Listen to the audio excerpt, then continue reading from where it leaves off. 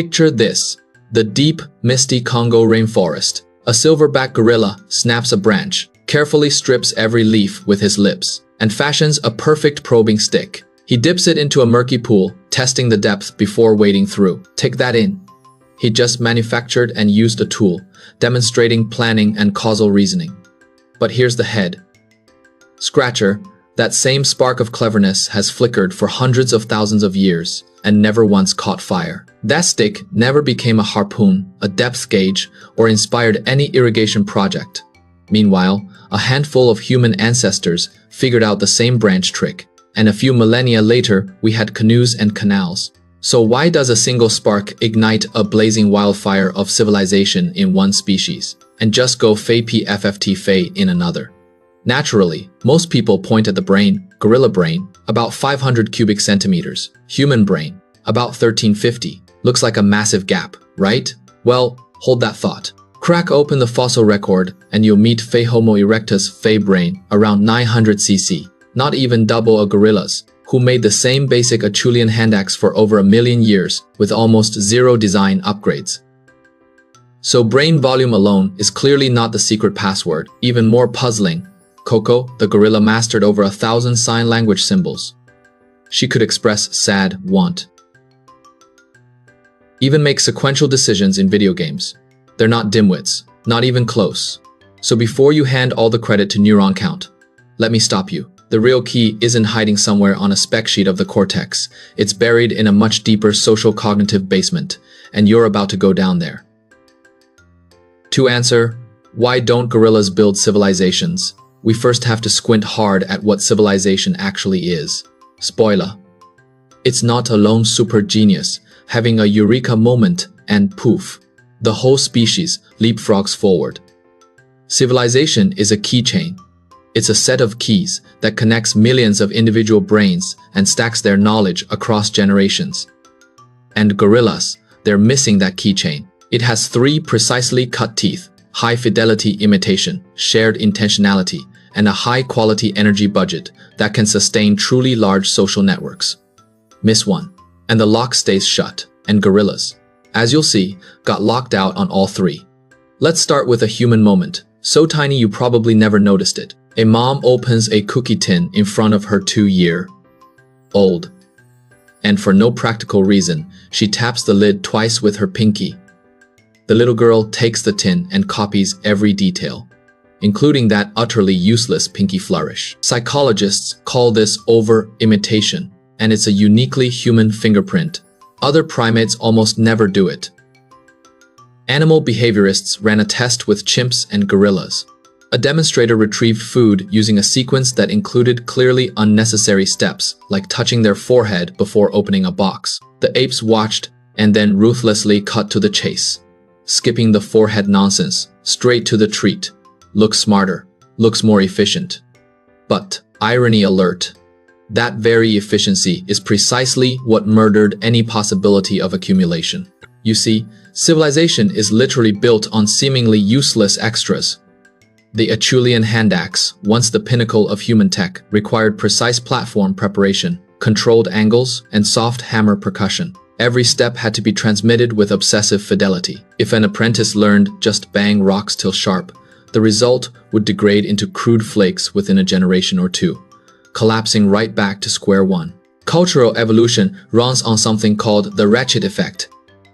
Each generation faithfully copies the full suite of behaviors from the last, including the weird, pointless-looking bits, and then accidentally adds one tiny improvement that clicks the technology forward. Never backward, gorillas, with their just the highlights learning style, strip the teeth off that ratchet. Every generation restarts from near zero. A classic puzzle box experiment rubs this in with brutal clarity. Researchers put grapes inside a transparent box and demonstrated a ridiculously convoluted way to open it, full of extraneous taps and rubs. Human children reproduced the whole show frame by frame, including every superfluous motion that did nothing to open the box. Chimpanzees, they beelined straight to the most efficient path, ditching the fluff. They look smarter, more no-nonsense. But here's where it gets delicious. All those wasted motions are the exact place where the seeds of future innovation hide. A pointless rub could be the ancestor of friction-based fire starting. A redundant tap might one day inspire a hammering technique. The ape efficiency mindset, in the most rational way imaginable, padlocks the door on future imagination. Let's run a thought experiment. Imagine an ancient craftsperson making a wooden spear who accidentally leaves it near the campfire and discovers the tip has hardened twice as tough. Now, if the apprentice's only takeaway is pointy stick equals done, that fire hardening step gets tossed out as boring downtime. Poof! A technique that could have eventually led to metal quenching vanishes before it's even born. A gorilla may crack a nut with a rock now and then, or fish termites with a grass stem, but without compulsive, detail-obsessed copying. These individual flashes of brilliance never stick to the group's permanent memory. The ceiling hangs exactly at the lifespan of one inventive ape. When the inventor dies, the universe resets to zero. So why can't gorillas do high-fidelity imitation? It boils down to a missing cognitive gadget theory of mind, the ability to grasp that another person is trying to teach you something fey. A human mother slows down, breaks the task into chunks, exaggerates, corrects your grip. She is actively teaching. A gorilla mother, she never corrects her infant's clumsy food handling, never demonstrates nut cracking step by step for their benefit. The baby gorilla learns everything through stealthy observation and solo trial and error, never forming the thought, she's teaching me. Without that shared intention to teach, skills get picked up only by random luck, not stable transmission.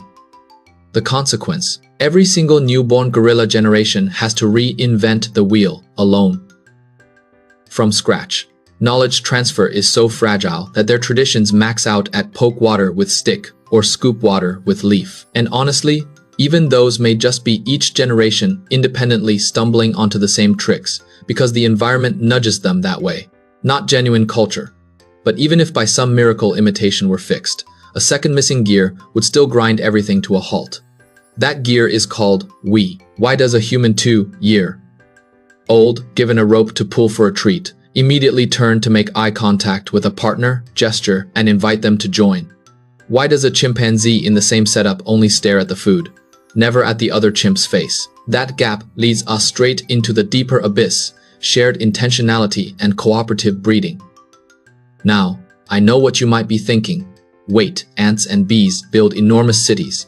Cooperation doesn't equal civilization. Fair point. But an ant colony's division of labor is hardwired genetic destiny. A worker ant will never quit its job to invent a new tool.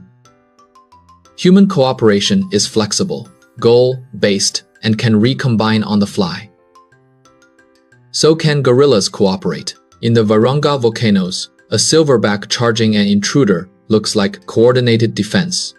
But look closer. It's more like every individual simultaneously launching their own self-preservation protocol. No covering fire, no tactical role.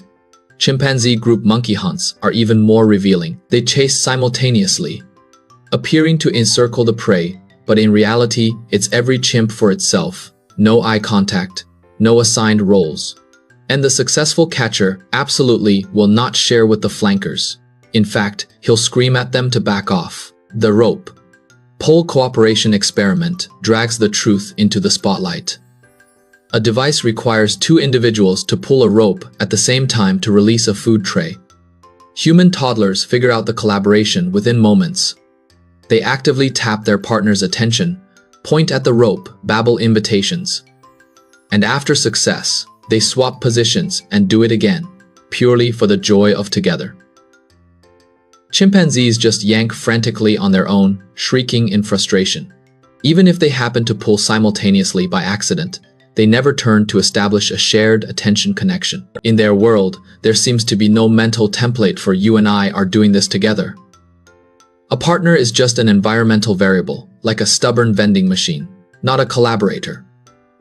The absence of shared intentionality slams the door on division of labor, trade, and collective planning. Human civilization began with a silent contract. You nap the sharp spearhead, I'll straighten the shaft. He flanks the prey, and we share the kill. This demands that every individual comprehend their complementary role in the larger plan and trust in future rewards. In gorilla society, females handle childcare and males handle guarding. Looks like a division of labor, but it's really parallel independent adaptations. Females don't operate with a "I provide safety in exchange for a larger food share" expectation.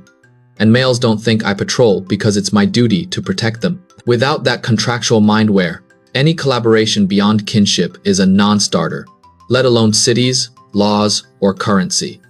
So where did our shared intentionality come from?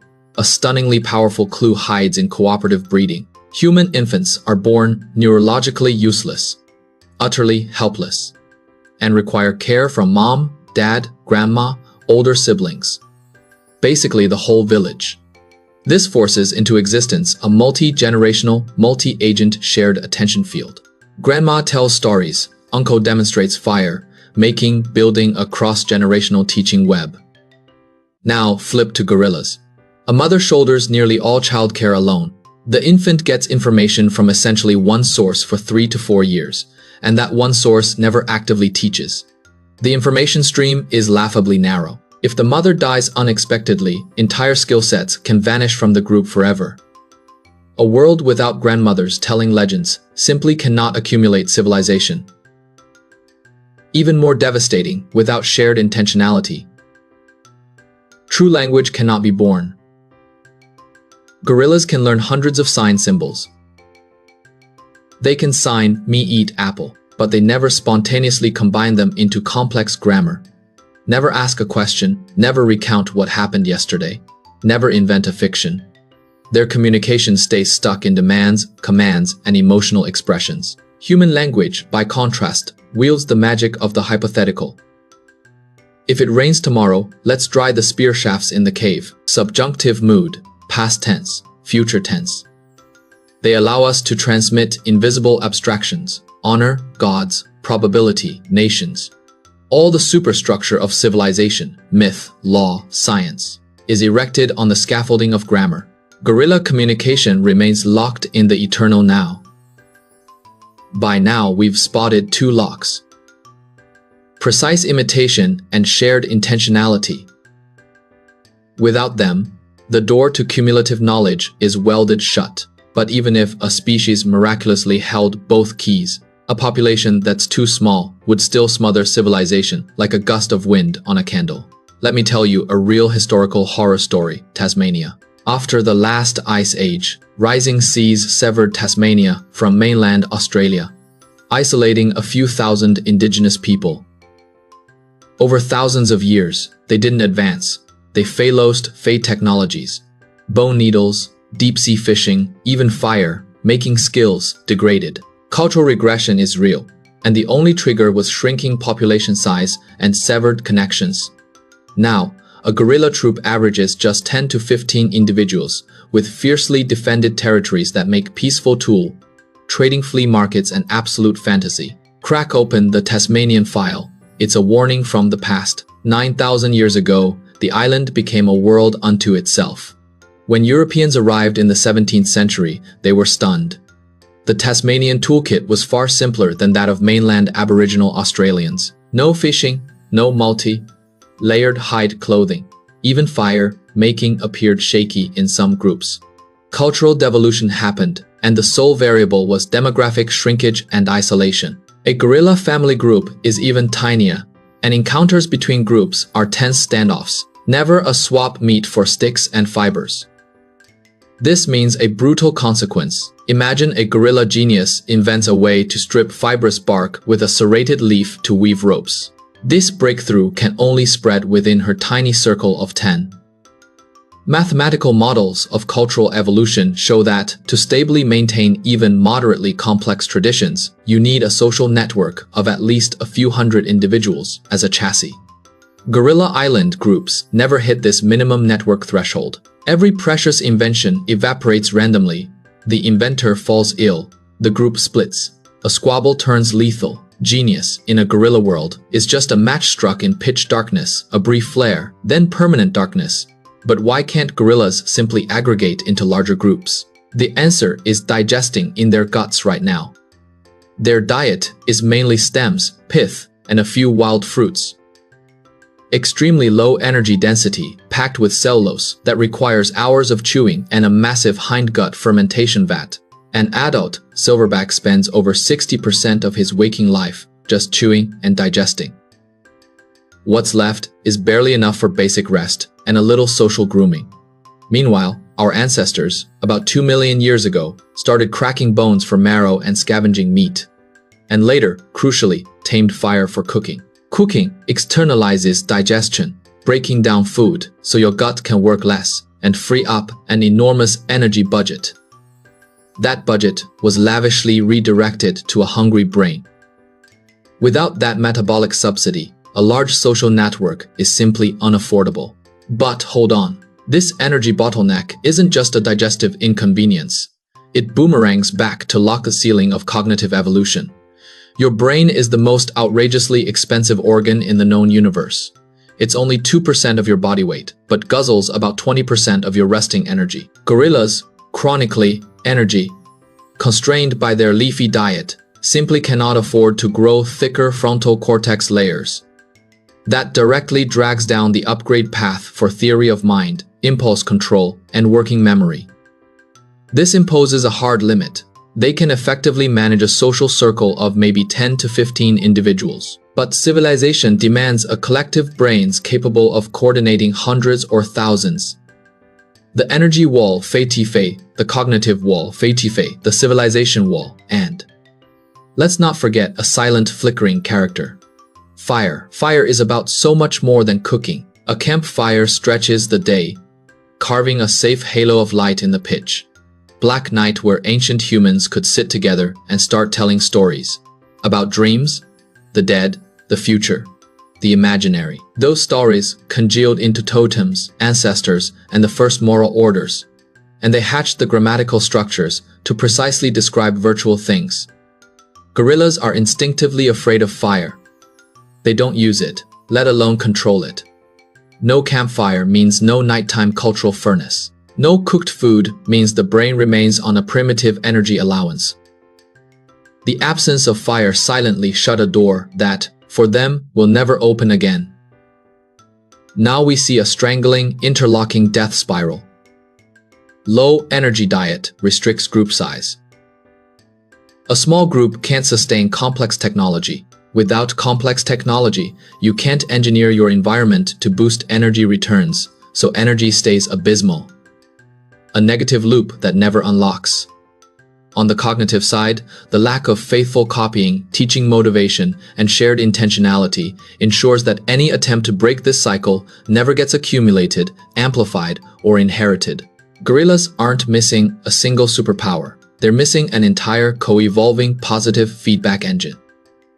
Once absent, it forms a vicious cycle with no exit.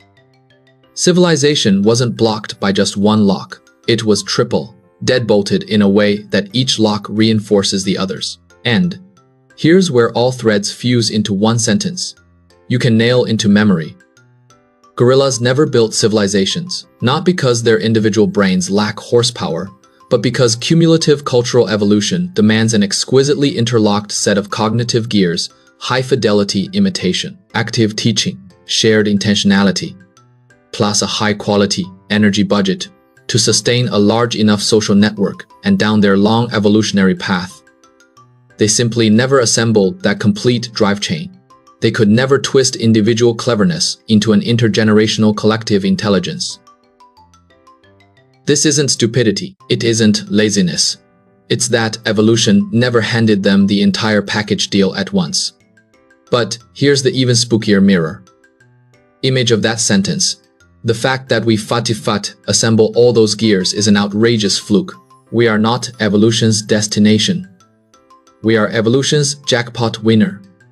Civilization is like having to roll 6 sixes at the same time. Our ancestors, over hundreds of thousands of years, through fire, control, cooking, grammatical language, over-imitation, cooperative childcare, and cross-generational teaching, and in a narrow window, they all cascaded.